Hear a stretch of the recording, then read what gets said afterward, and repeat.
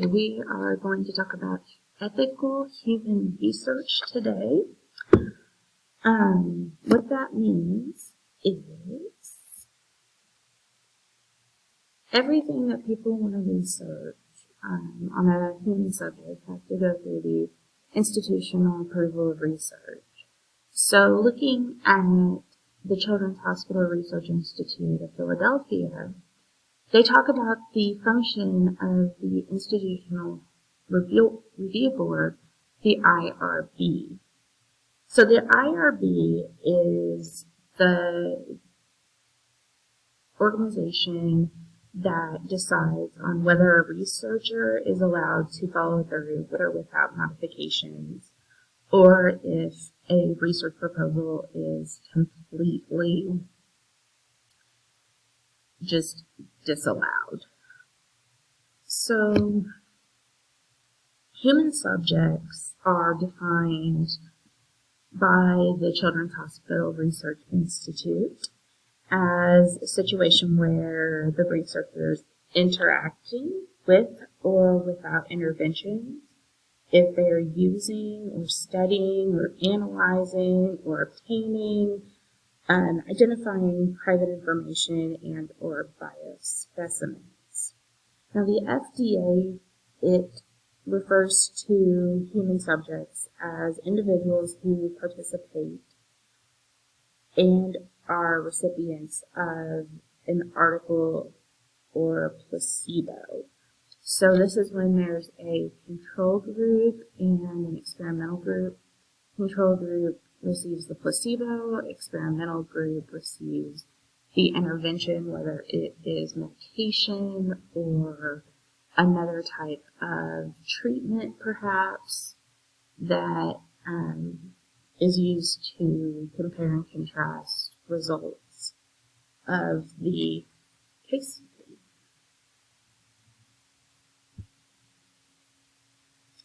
IRB and human subjects, again, there are vulnerable populations, such as children, women who are expecting a child, prisoners, disabled individuals, and English language learners, sometimes referred to as having limited English proficiency.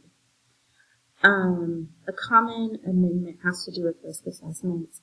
So the benefits, for one, have to outweigh the risks, and there has to be minimal risk to the subjects.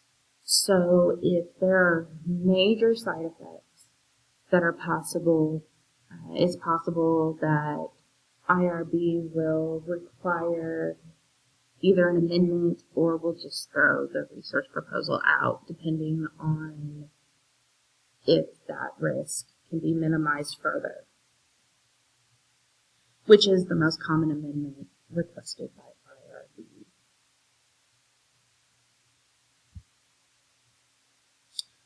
Again, moving on with human subjects, one thing that they will always look at is the proposed research, is it even humane? That has to do with, is it taking advantage of one of those vulnerable populations?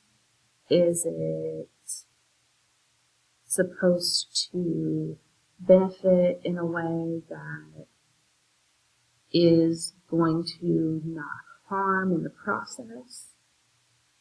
Sometimes we think about the notion of sometimes we have to make a bigger mess in order to clean up. Well, when testing humans for medical research, for example, that is not a humane way of going about it. And is the proposed research, in fact, research as defined by the FDA? What that means is there's a very set criteria the FDA has put out in order to define what is research.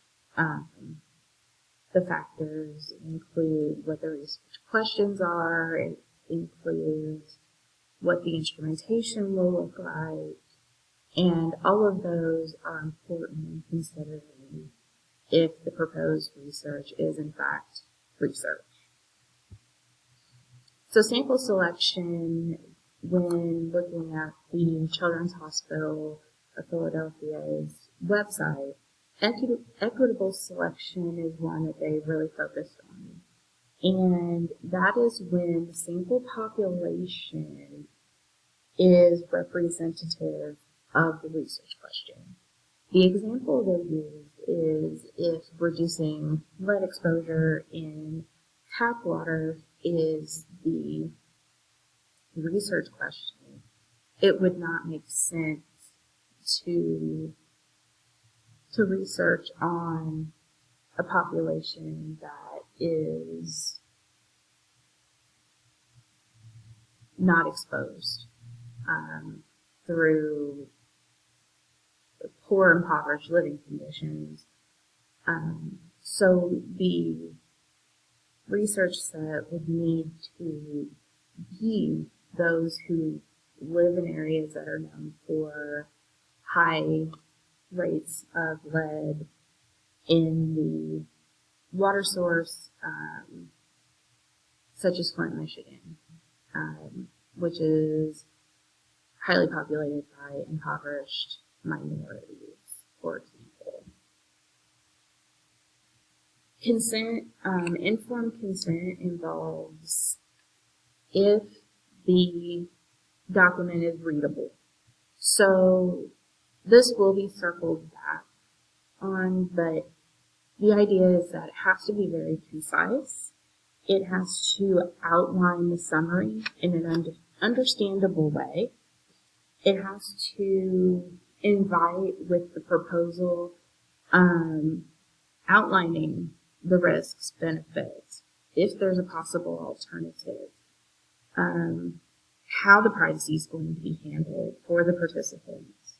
If someone is injured, what does that compensation look like?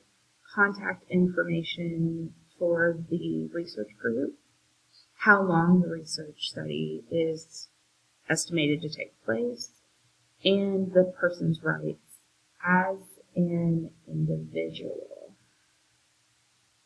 So it has to be readable so that it's written in layman's terms.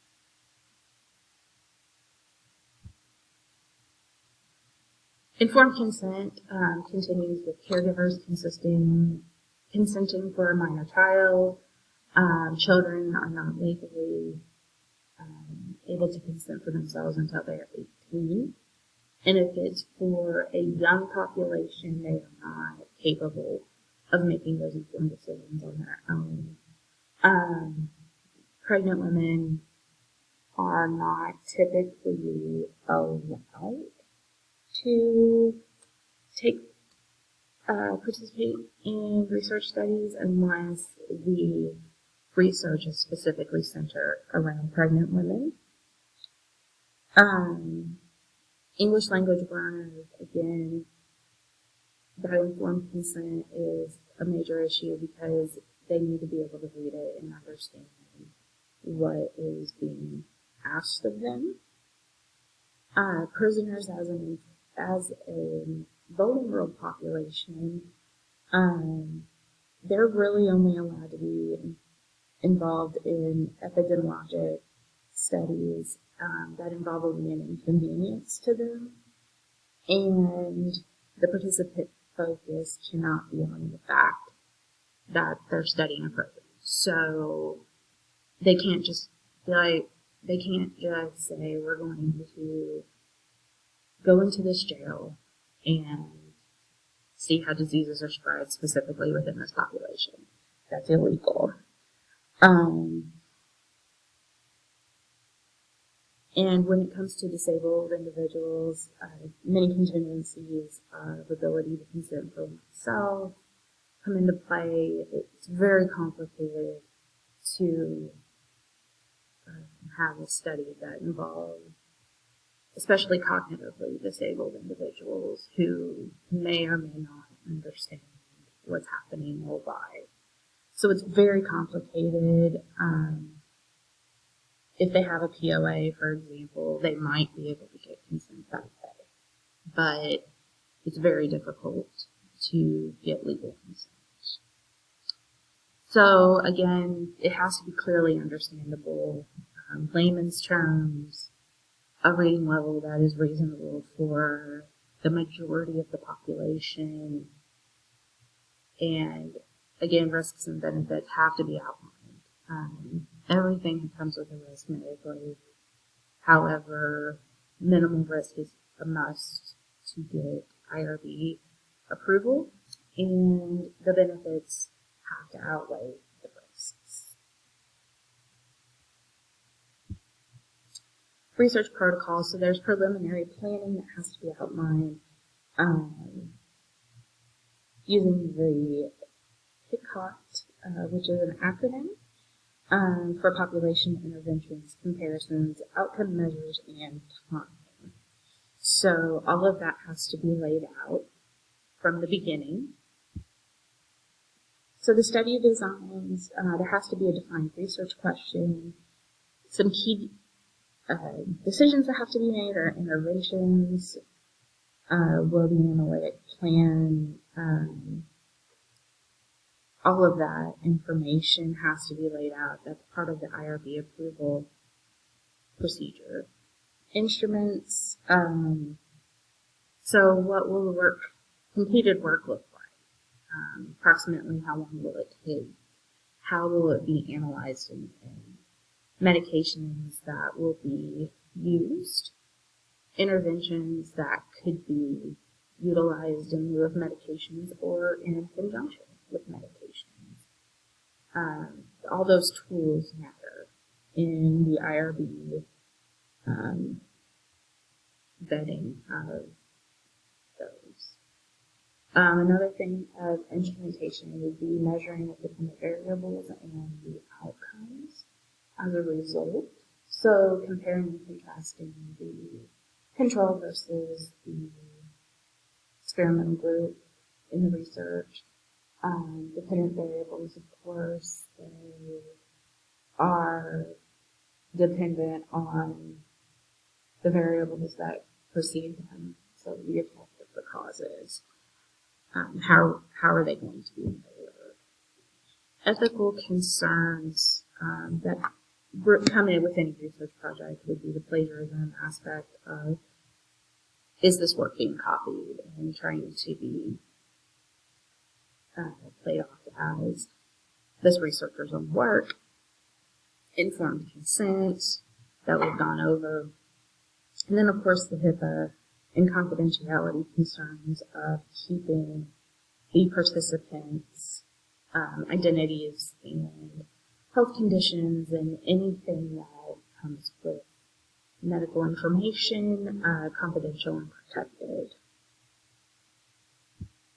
And this is where I got my information. So the Children's Hospital Research Institute of Philadelphia.